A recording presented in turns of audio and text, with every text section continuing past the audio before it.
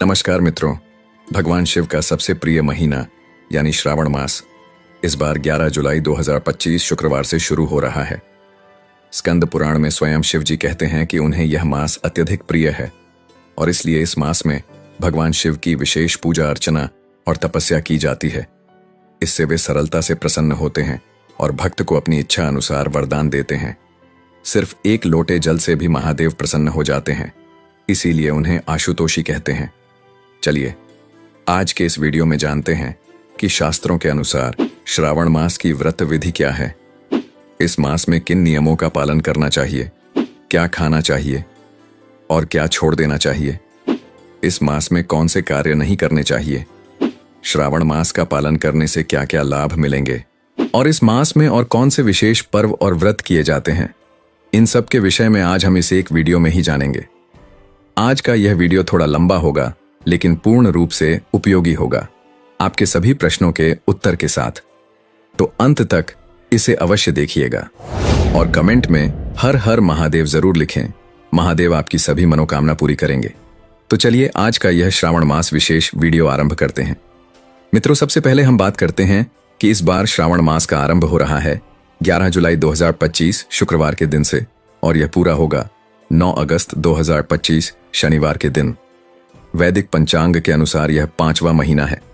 इस मास में आने वाली पूर्णिमा श्रवण नक्षत्र में पड़ती है और इसलिए इस मास को श्रावण कहा गया है। इसके अलावा भगवान शिव कहते हैं कि इस मास का महात्म्य इतना अधिक है कि उसका श्रवण मात्र करने से यानी सुनने मात्र से सभी सिद्धियां प्राप्त हो जाती हैं।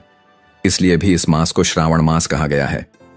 यह मास आकाश की तरह अत्यंत निर्मल है, इसलिए इस मास को नभ के नाम से भी जाना जाता है। यह महीना वर्षा के मौसम की ठंडक के साथ साथ आध्यात्मिक ऊर्जा भी लेकर आता है। तो चलिए अब हम देखते हैं कि इस श्रावण मास के व्रत का आरंभ करने की विधि क्या है। श्रावण मास का पालन उसकी प्रतिपदा तिथि से किया जाता है। इस बार यह तिथि 11 जुलाई शुक्रवार को आ रही है। इस दिन सबसे पहले प्रातः ब्रह्म मुहूर्त में उठ जाना चाहिए। इस दिन ब्रह्म मुहूर्त का समय रहेगा सुबह 4:10 से लेकर 4:51 तक और सूर्योदय का समय होगा सुबह 5:30 पर। प्रातःकाल में भगवान शिव की पहली पूजा करने का और संकल्प लेने का समय रहेगा सुबह 4:30 बजे से लेकर 5:31 तक। इसलिए इस दिन प्रातः ब्रह्म मुहूर्त में उठ जाएं। स्नान इत्यादि से स्वयं को शुद्ध करें। पहले दिन संपूर्ण स्नान करें, यानी कि सिर से लेकर पैर के अंगूठे तक। स्नान के बाद धुले हुए स्वच्छ वस्त्र पहने। अगर सफेद रंग के वस्त्र हैं तो श्रेष्ठ है। उसके बाद अपने घर में जो पूजा का स्थान या फिर मंदिर है उसे स्वच्छ कर लें। उस पूरे स्थान को गंगा जल छिड़क कर पवित्र बनाएं। उसके बाद भगवान के लिए कुछ मीठा भोग बनाएं और उसे भगवान को अर्पित करते हुए उन्हें जगाएं। अब मंदिर में या पूजा के स्थान पर भगवान शिव की प्रतिमा, शिवलिंग या फिर उनके चित्र की स्थापना करें। उन्हें स्वच्छ आसन पर स्थापित करें। उनका आवाहन करते हुए उन्हें अपने घर और जीवन में आमंत्रित करें। शिव पंचाक्षर मंत्र का जप करते हुए उनकी पूजा करें।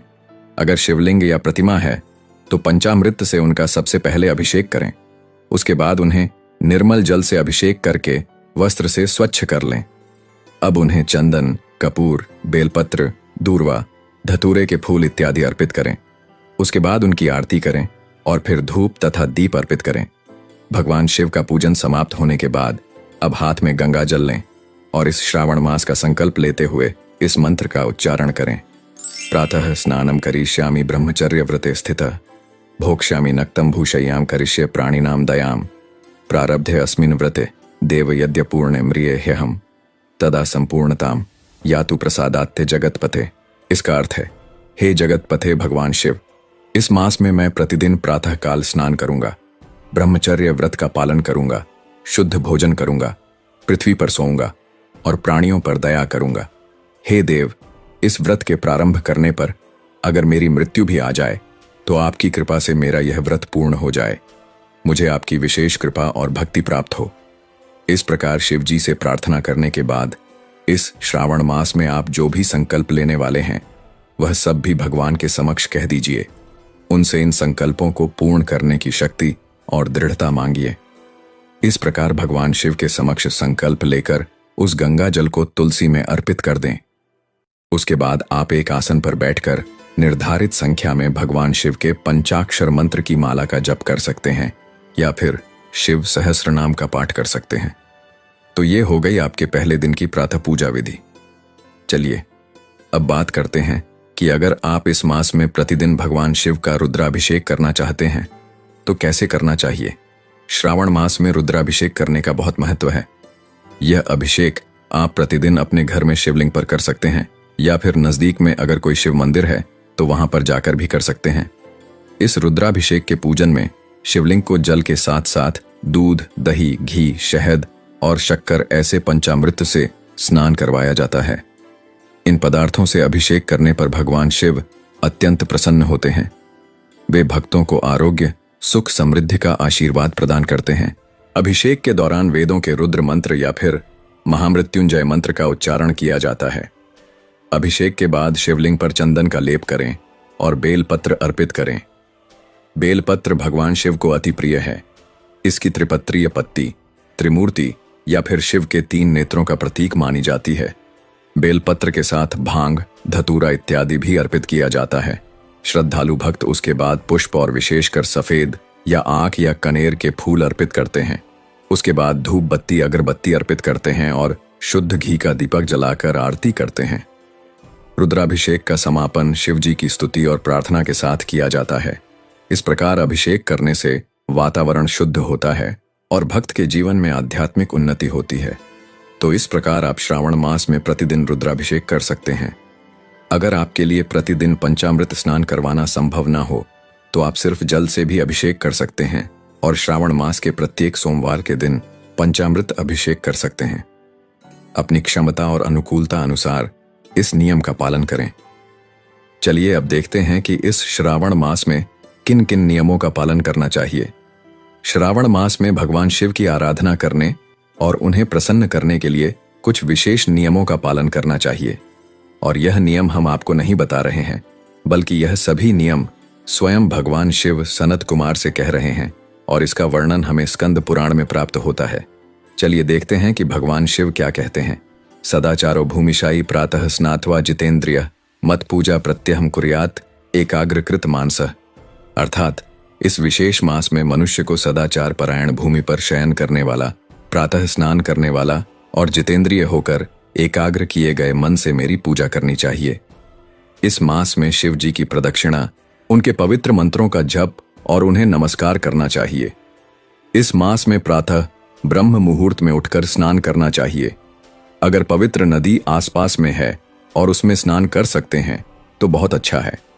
अगर नहीं है तो अपने स्नान के जल में गंगा जल की कुछ बूंदें डाल लीजिए या फिर सभी पवित्र नदियों का आवाहन करते हुए स्नान कीजिए।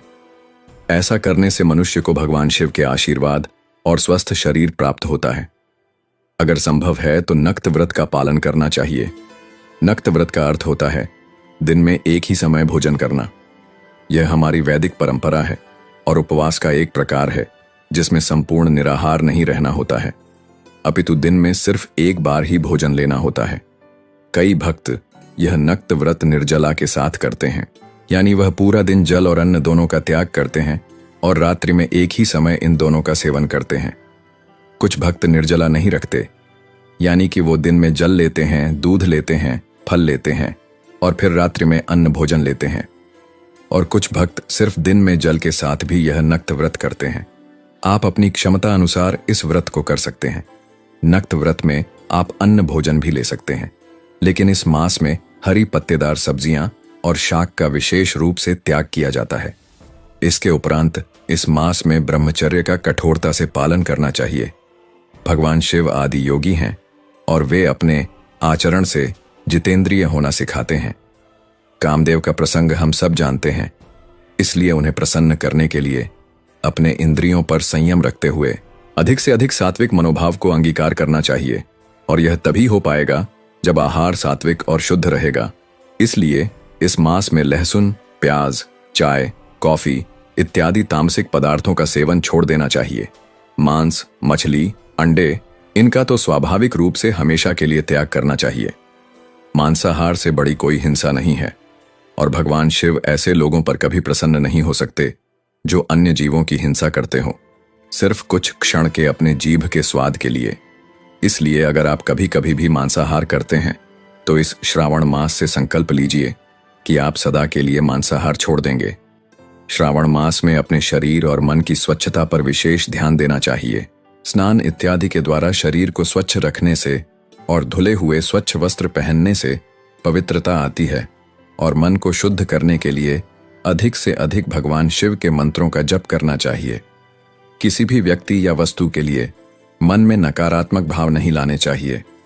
मुंह से किसी की निंदा या दोषों के विषय में चर्चा नहीं करनी चाहिए।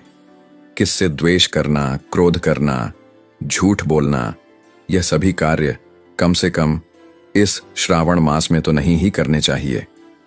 ऐसा करने से भगवान शिव प्रसन्न होंगे। चलिए अब देखते हैं कि श्रावण मास में किन किन चीजों को बिल्कुल भी नहीं करना चाहिए।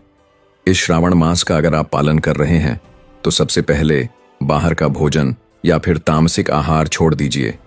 कम से कम 1 महीने के लिए घर पर बना हुआ सात्विक भोजन ही लें। सुबह देर से ना उठे। प्रातःकाल में कम से कम सूर्योदय से पहले उठकर स्नान कर लें।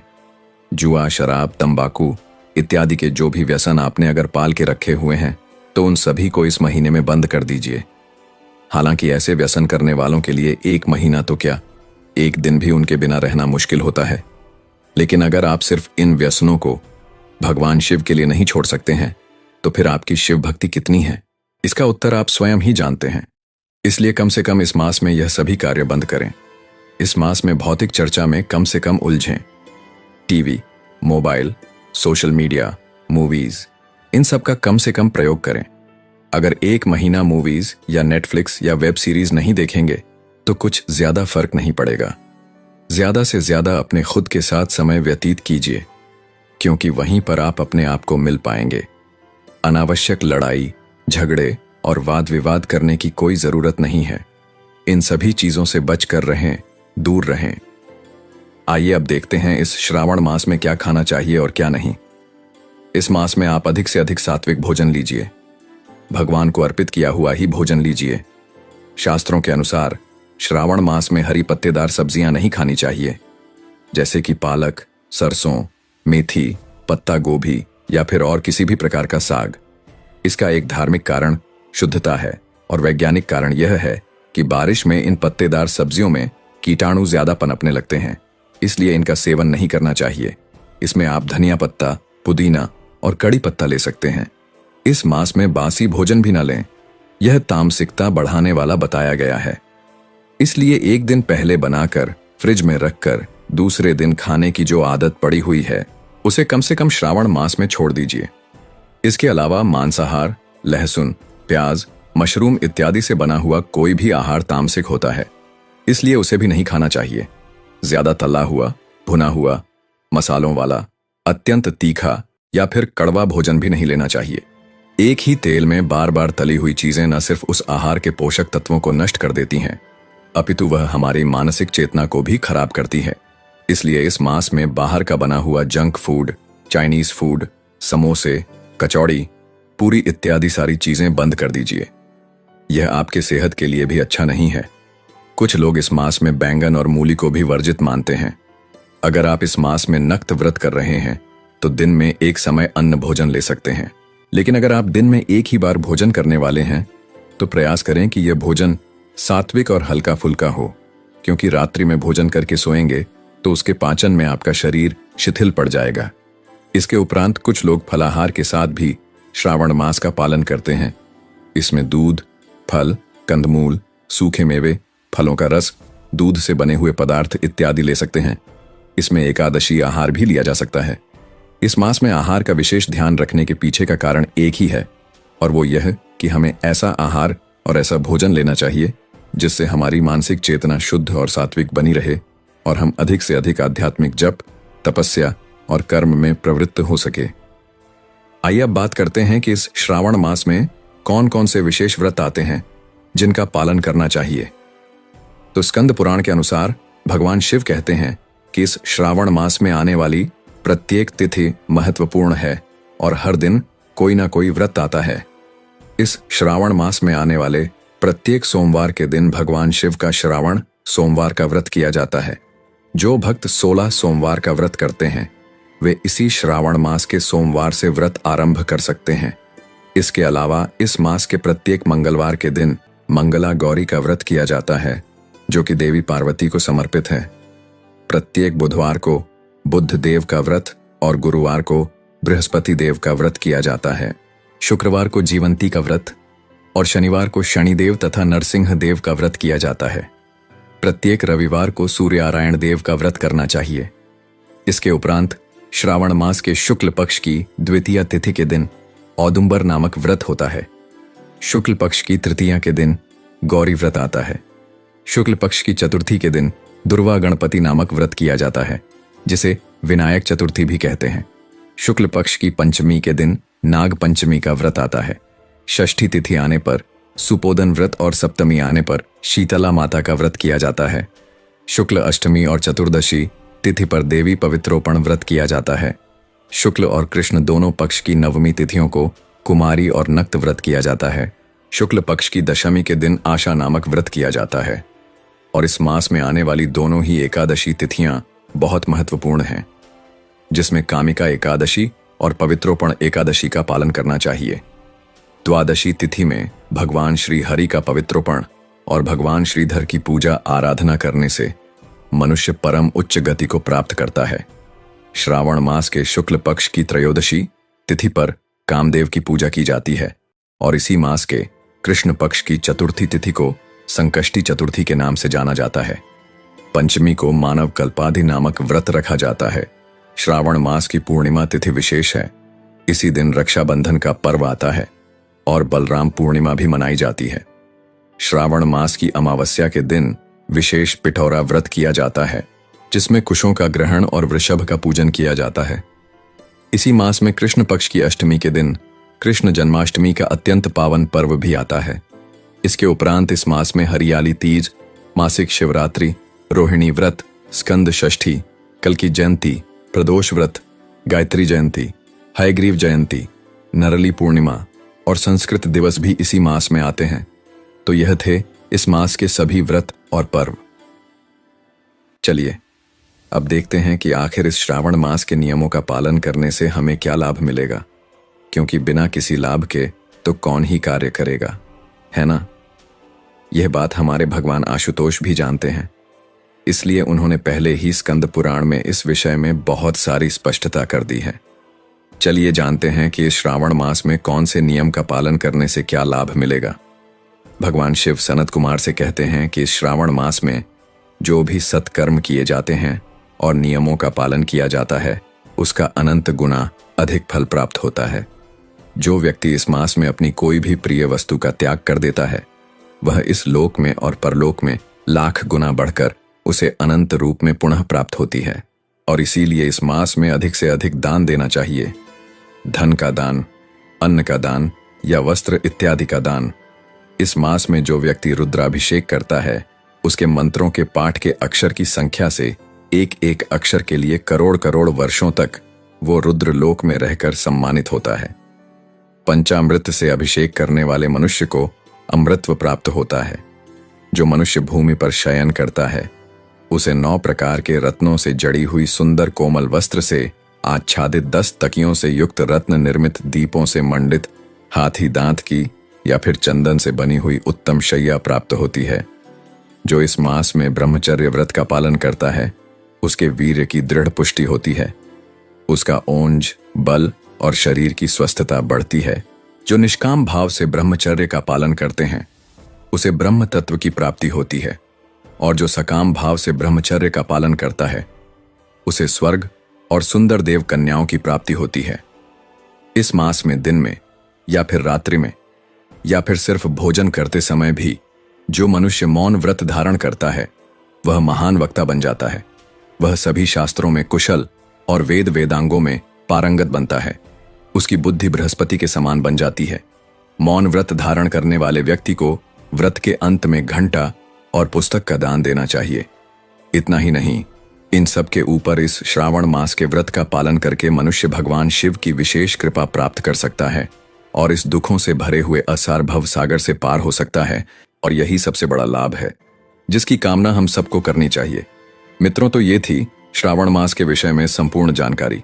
हमें आशा है कि आज के इस वीडियो में आपको बहुत सारी ऐसी जानकारी मिली होगी जो आपके लिए उपयोगी होगी और शायद आपने पहली बार भी सुनी होगी। अगर ऐसा है तो हमें नीचे कमेंट बॉक्स में लिखकर अवश्य बताइएगा और आपके मन में कोई संदेह या प्रश्न हो तो कमेंट में अवश्य पूछें। यदि आपने वीडियो को इतना दूर देखा है तो भगवान शिव के 5 नाम कमेंट में जरूर लिखें। इससे आपकी मनोकामना भगवान शिव स्वयं पूरी करेंगे। इस विशेष श्रावण मास में हम प्रतिदिन आपके लिए भगवान शिव की सुंदर कथाएं और श्रावण मास के महात्म की पौराणिक कथाएं भी लेकर आने वाले हैं। तो अगर पहली बार आप इस चैनल पर आए हैं तो आपके अपने इस चैनल को सब्सक्राइब करके रख लीजिए, नोटिफिकेशन ऑन रखिए और अगर श्रावण मास की यह जानकारी आपको अच्छी लगी है और उसमें कुछ भी आपको मूल्यवान लग रहा है तो उसे जल्दी से आपके परिवार के उन सभी सदस्यों को, सभी रिश्तेदारों को शेयर कर दीजिए जो कि श्रावण मास का पालन करने वाले हैं, ताकि उन्हें भी पता चल जाए कि आखिर इस श्रावण मास का पालन शास्त्रों की विधि अनुसार कैसे किया जा सकता है। हम आपसे मिलेंगे ऐसे ही सुंदर पौराणिक कथाओं के साथ, व्रतों की, पर्वों की शास्त्रोक्त जानकारी के साथ बहुत जल्द। तब तक के लिए हर हर महादेव।